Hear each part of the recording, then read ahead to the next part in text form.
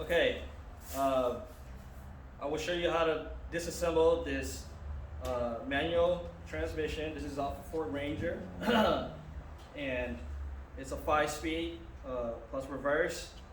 And I'll show you step by step on how to disassemble it. And this is just a disassembly video. In my next video, I'll show you how to take your measurements and get your gear ratios and all that. Okay, but this is just to disassemble the transmission. Okay, for your reference.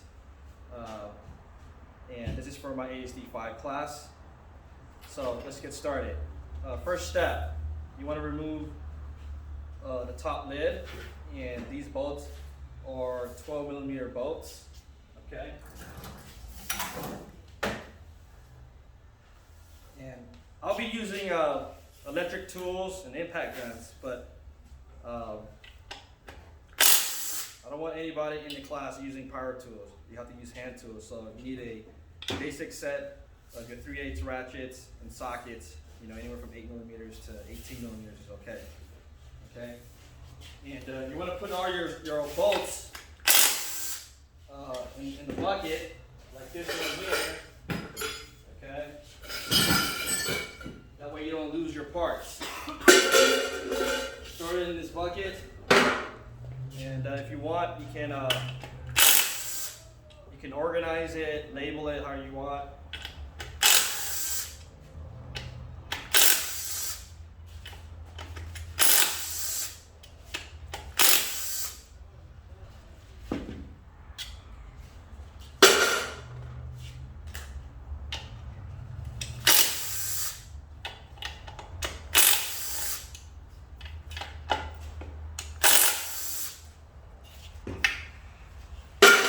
Okay, so I got the bolts off. This lid should just lift up. And once it's removed, you'll see the forks. These are the shift forks for first and second gear and third and fourth gear. There's another fork inside that you can't see right now, and that's for fifth and reverse. Okay, we'll get to that in a minute. So you're gonna leave this lid together. Do not take this apart, all right? When you remove the lid, there's gonna be a gasket that should come off with it. If you see it hanging out like this, put it back on the lid, please.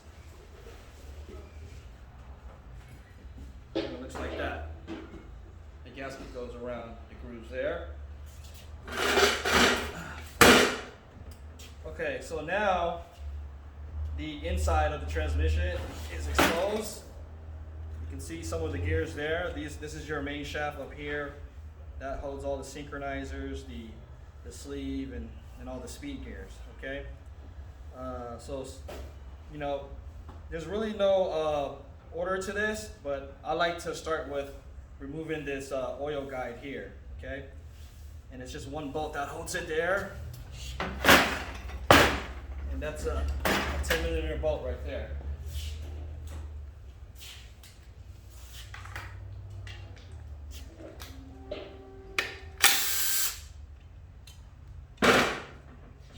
Okay, that comes out. That's your oil guide, and that's a 10mm bolt that goes right in here. Okay, is it clear? Okay, so just throw that in the bucket. Okay, next thing, we can start with the this part here. This is the input shaft. Okay, this input shaft is splined to the clutch.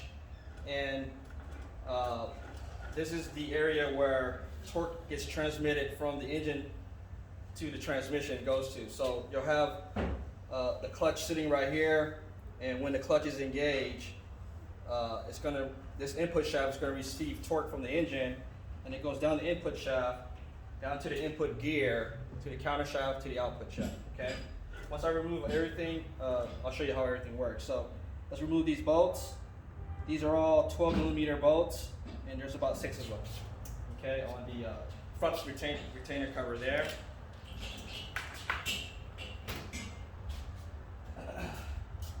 Open my bag up.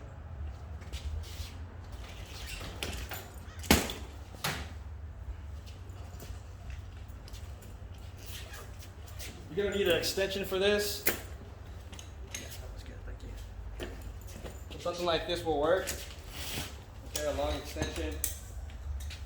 And I'm just going to shoot it off.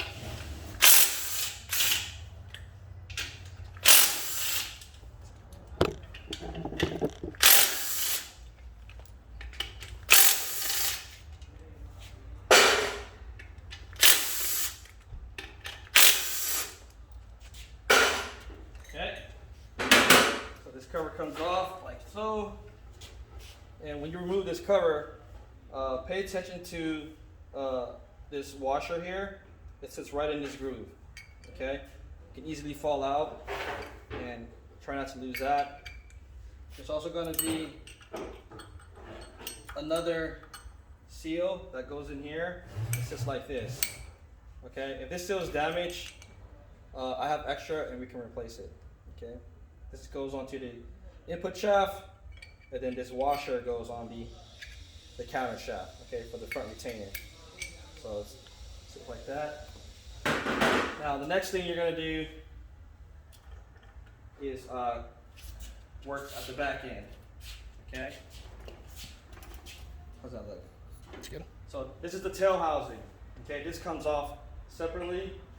On these transmissions, the bell housing is a part of the gearbox. So on some of the transmissions, you can separate the bell housing, but this one is integral to the gearbox. So you're gonna remove these bolts, and I believe these are 15s.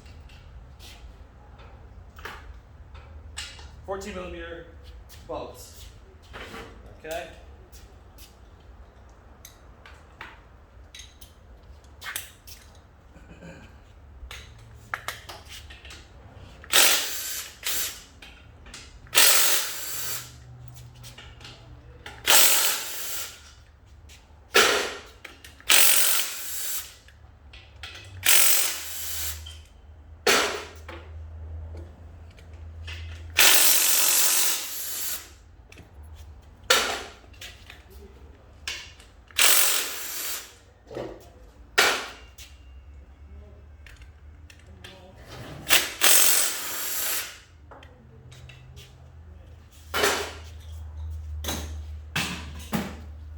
Okay. So once you remove those bolts, this tail housing just come right off. And there you go. So once you remove it, pay attention to the inside. There's this plastic filter that goes right here. Okay. I just leave it in there. If it falls out, throw it in the bucket. This one's good. Okay, now the tail housing is exposed. This is your output shaft up here. Okay, as you can see, it spins. If it doesn't spin or seized up, then maybe it's engaged or something's wrong. Okay, so you should be able to spin it. And in a neutral position, you should be able to hold the output shaft and spin the input shaft independently of each other. Or you hold the input shaft and turn the output shaft. That should spin independently of each other as well. Unless it's in gear. If it's in gear, say that one of these sleeves are engaged, which I'll try to do by pulling it. So this is going to be first gear, second gear, third gear, and fourth gear. So these forks will move these sleeves around, and if I wanted to go in first gear, this sleeve needs to go back that way onto this first gear here. This is first gear.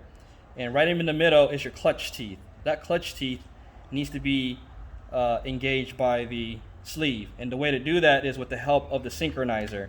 The synchronizer is this yellow brass color looking ring there. That's the synchro. And that part is very important because it helps align the teeth on the speed gear with the teeth on the sleeve. Okay, it's called a synchronizer because it helps sync the two together.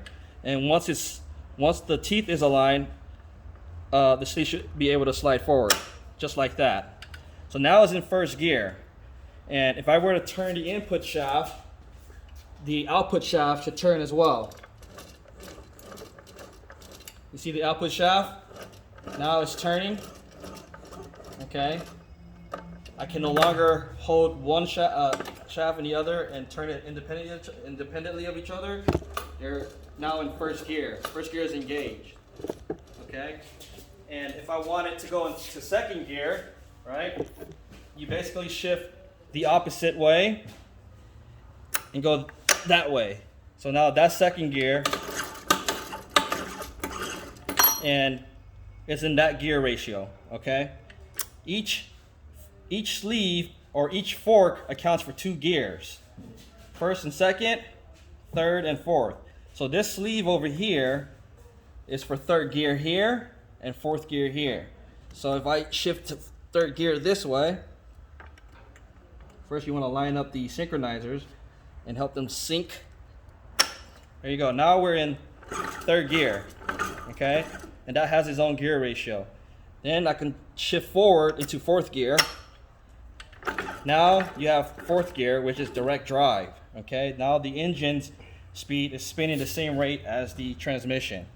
Okay, that's a 1-to-1 gear ratio. Okay, which I'll explain on how to get in a different video once I fully disassemble this transmission. So this is just a quick overview on what you're looking at on the main shaft here. Okay, this main shaft consists of all the synchronizers, the sleeve, all the speed gears, and keys and all. Okay, so if you look back here, because we went through 1 through 4, fifth gear is back here, which is kind of hard to see. It's way back there, and this is the fork that controls fifth gear. Okay, so fifth gear in reverse shares the same fork, and going forward is fifth, going backwards is reverse. And this is the reverse idler right here. Okay, this idler changes the direction of the transmission. So if you put it into reverse, the car will go back. And you need an idler there to change direction. Okay, we'll be taking this out as well. You got this plastic piece here. This is the speedometer. And it's held down by a snap ring, okay, which we're going to be moving soon. Okay. And yeah, let's start with that actually. We're going to be removing the snap ring on that speedometer gear. So you're going to need snap ring pliers.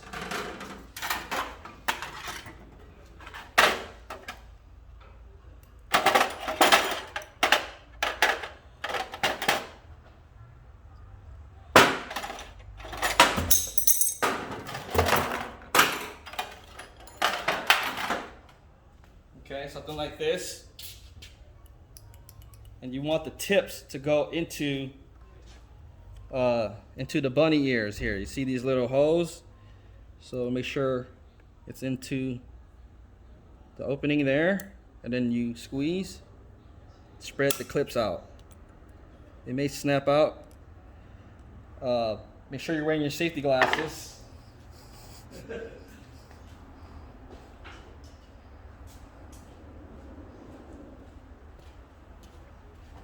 Actually, you should be wearing your safety glasses from the beginning, okay? So, there we go. Oop, let's try that again.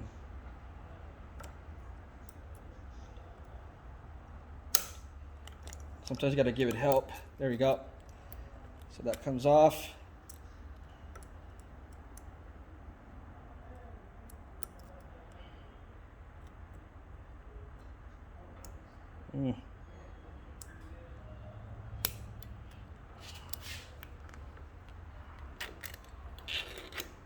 There you go. That's a snap ring for the speedometer. And now this will just slide right off. Okay. Now, this is important because inside this speedometer, there's a slot there, right there. You see that little opening? That's where this steel ball goes. This one right here. And you need a magnet to get that out.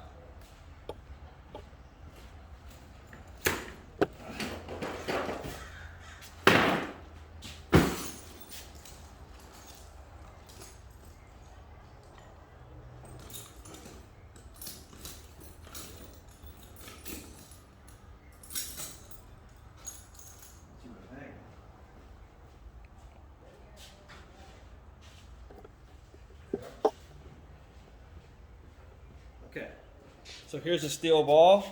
Get a magnet. There you go. Do not lose this steel ball, okay? It can get easily lost if it rolls off the bench and you kick it and it's gone forever. So there's 2 of these steel balls in this transmission, and this is one of the locations, okay?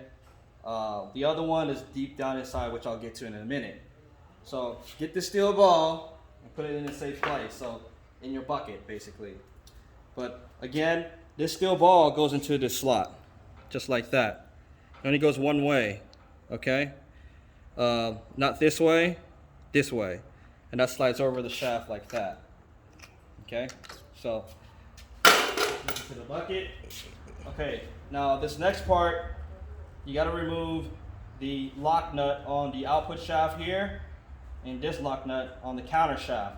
So for this part, you may need a second person to hold the case from falling over, because this lock nut is very tight, and I'll show you how to do that in a minute. Okay, so Alex, you can set the camera down, and we're gonna get this lock nut off. Where are my pipe wrenches? Yeah, where are they? Oh, right. Okay.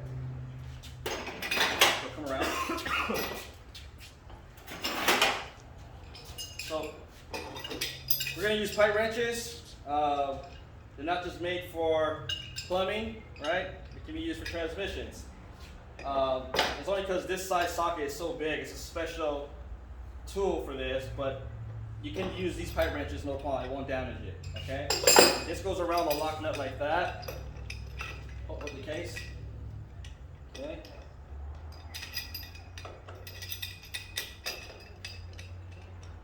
Just like that. Now, see, when you try to turn it, it's loose. So you need to keep it from turning, and one way to do that is to put it in gear. So like how I showed you earlier, put it into one of the gears. So I'm gonna set it to first gear. That way it's locked, okay? It won't turn. So Alex here, my assistant, he's gonna hold the case while I'm loosening up this lock nut, okay? Because it's going to be moving the case around, and you don't want it to fall off the bench. So what I like to do is I'll just give it a few taps. There you go. Now it's loose. You see it's loose there. And you can unscrew it with your hand now. Okay.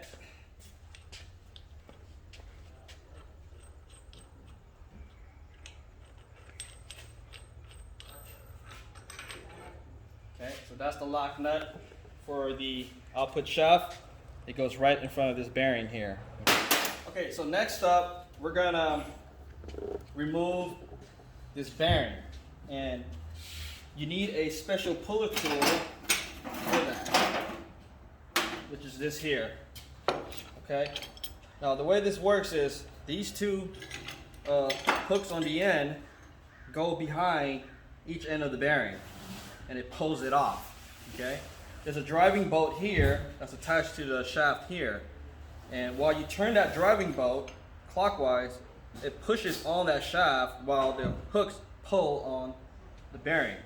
So there's like a pushing and pulling effect that occurs. So, but these claws are pretty thick. They can't get back there, and you're gonna need to give it some help.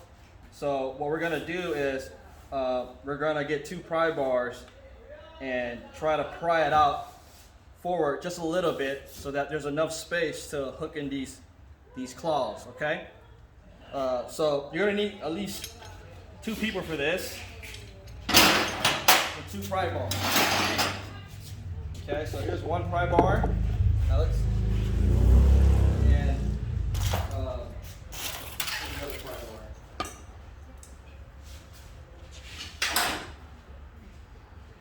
Here's the other one, and you're gonna just place the pry bar behind the bearing, like that. Hold on to the case, and you want to put it a little lower. You want to do this together, and on 3, you're just gonna.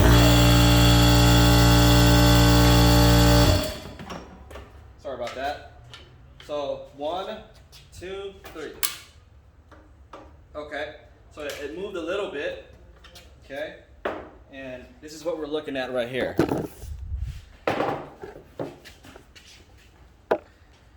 This part here, we're trying to create more space behind this bearing to allow the claws to fit in there. Okay, so it moved a little bit. We're gonna pry it some more forward, just enough. Okay. Maybe get a side view, huh? That's better. Yeah, let's try it now. So get your pry bar behind there. Grab onto the case, and 1, 2, 3. Okay, there we go. Okay, so now that's moved forward. It will allow us to hook this tool onto the bearing. I'm gonna hook this. So, Alex, you hook the claws into the. Yeah, get a side view. You can set the tripod down, and then you're gonna need both hands for this. Just try to get a side view. Okay, hook it behind there. Okay.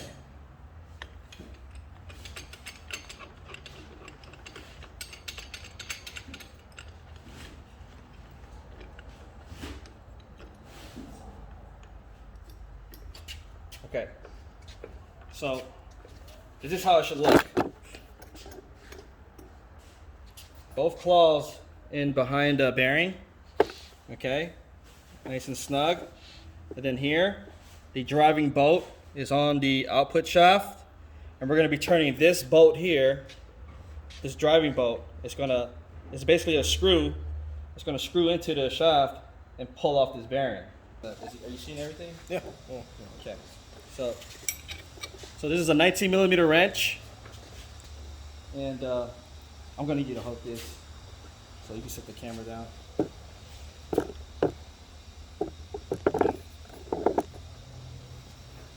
So have someone hold the case, and I'll be turning this driving bolt, and while I'm doing that, the claws are going to pull off that bearing. Okay, so go slow, because once that bearing comes off, this tool will collapse, so you're going to have to catch it. Okay.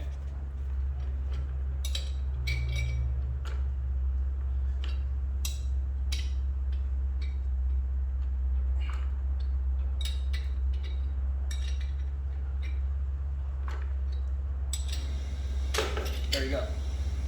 Okay, so take that tool, put it back down, and now you have the bearing. It's out. See? Comes out just like that. Okay, this is for the output shaft. Throw it in the bucket. Okay. So now we're going to remove the lock nut for the counter shaft, and that is a 32 millimeter socket. And for this part, you can use an impact gun. Just make sure you're wearing safety glasses, right? And get a 32 and blast it off. Okay, there you go. Okay, you don't need to put a pipe wrench to this. Now, the nut comes off, and then this bearing comes off, and then this washer. Okay, this washer should have been first, actually. Let me see. Should be that. That's actually the right way. That's the right orientation. So it's the lock nut, and then the washer, and then the bearing. Okay.